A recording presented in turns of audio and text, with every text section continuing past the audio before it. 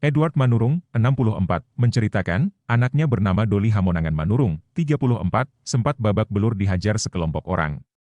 Anaknya babak belur karena dianggap terlibat dalam pembacokan Prada Devliadi di rumahnya, Jalan Orde Baru, Kota Medan. Edward menjelaskan, kejadian itu berlangsung pada Minggu, 4 Agustus 2024, sekitar pukul 10 waktu Indonesia Barat. Kala itu, ia sedang berada di rumah ibunya. Sementara, Doli tinggal bersama istrinya di Jalan Orde Baru. Jadi mamanya datang nangis-nangis, katanya Doli diculik oleh segerombolan orang tak dikenal, kata Edward saat diwawancarai di kediamannya, di Jalan Danau Jempang, pada Rabu, 7 Agustus 2024. Dia pun bergegas dan mendapati Doli sudah tidak ada di lokasi. Kabar yang didapatinya dari sang istri, ada sekitar 20 pria berpakaian hitam dengan mengendarai 5 mobil mendatangi kediaman Doli. Para pria ini mendobrak pintu besi rumah dan memaksa masuk. Doli yang berada di lantai 3 dipukuli. Barang-barang di kamar Doli diobrak-abrik. Menurutnya, aksi para pria itu seperti perampok. Naiklah orang ini ke lantai 3, dihantamilah si Doli di situ.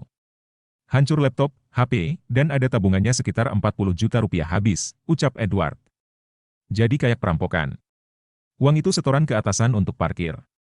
Dari lantai 3 sampai bawah itu darah semua, sambungnya. Edward mulai mencari tahu keberadaan Doli. Dijumpainya beberapa orang. Sempat didapatnya kabar Doli dibawa oknum Brimob. Namun, informasi itu tidak benar. Sampai akhirnya, diketahui Doli berada di Rumah Sakit Bayangkara, Medan. Di sana ia melihat Doli terkapar di atas tempat tidur dalam kondisi tidak sadarkan diri. Doli pun dibawa ke Polrestabes Medan pada Selasa, 6 Agustus 2024, malam untuk menjalani pemeriksaan lebih lanjut. Edward mengaku mendapat beberapa informasi dari teman Doli serta pengakuan dari Doli terkait apa yang terjadi sebelumnya. Bahwa pada Sabtu, 3 Agustus 2024, Doli yang merupakan Ketua Ikatan Pemuda Karya, IPK, Ranting Sekip datang ke sebuah diskotek di Jalan Putri Hijau bersama temannya. Ributlah di diskotek itu. Dia, Doli, waktu membayar bil sudah ribut. Kawannya yang ribut sama Teni ini. Jadi karena dia ketua di situ, dialah dikenal orang. Kena pukullah dia pakai kursi dan jatuh. Dibawalah dia pulang. Sementara kawannya yang lain main terus, sebutnya. Doli ngakunya berantem sama prajurit TNI Marga Sirait, bukan si Prada Devliadi itu. Waktu itu Doli gak tahu mereka TNI karena tidak berpakaian dinas. Yang lainlah yang menghajar TNI itu, Prada Devliadi, di-skip, bukan Doli.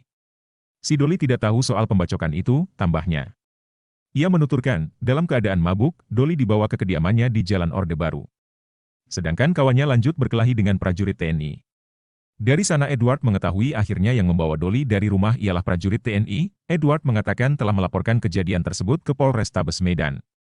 Pihaknya berharap hukum ditegakkan dengan adil. Sebab penganiayaan tersebut tidak dibenarkan. Kalaupun ada salah, kan gak boleh begitu caranya. Sampai rumah diobrak-abrik. Saya terima hukum itu. Tapi caranya itu yang saya gak suka. Dihajar, Doli, di depan wajah mamanya. Ujarnya. Download Tribun X sekarang, menghadirkan lokal menjadi Indonesia.